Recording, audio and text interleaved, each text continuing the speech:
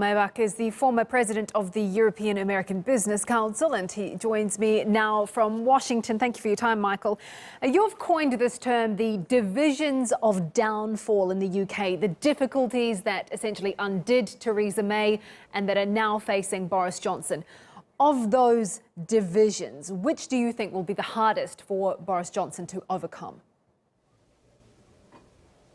Well, one would think it's within his own party because he has some people that want a hard Brexit and some people that want a soft Brexit. And one would think that if you have a party that's united, getting a few people from the other two parties is actually four parties is possible. But if he doesn't unite his party, and of course he just had a party election and he did very well, 68%, he has to unite his party.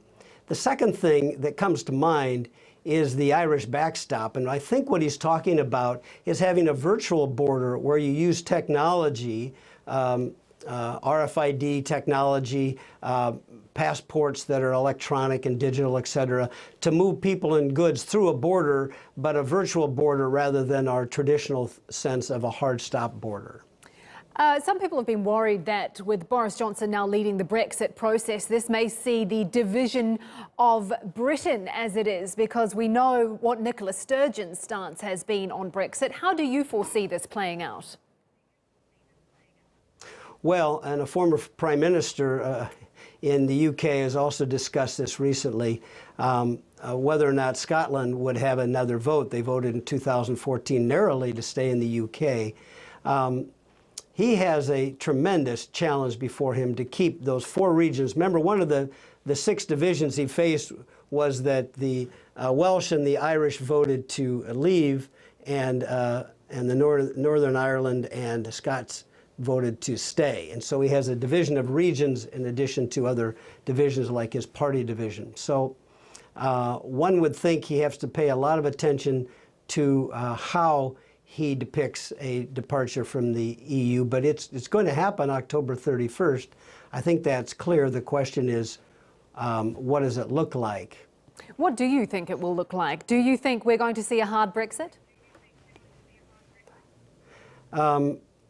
My sense is yes, unless the leaders of the economies, and I'm talking about global companies, CEOs, can impress upon EU leaders in Brussels that their supply chains, their investments, their trade across the English Channel are really important, and they ought to find a win-win rather than a zero-sum agreement. Mrs. May wasn't able to get that done. I do have one thought about U.S.-UK trade, and that is, if there is a hard Brexit, Mr. Johnson is going to be looking for free trade agreements very quickly around the world. We haven't yet passed the new NAFTA, what's called USMCA, and the Congress hasn't passed that yet. I think there ought to be some investigation in the UK and in Washington about whether or not, if the UK has a sharp exit from the EU, whether they could sign on to the agreement as negotiated, not renegotiate, but become a signator. I have no idea. I don't have the specific text, but that would be a quicker step.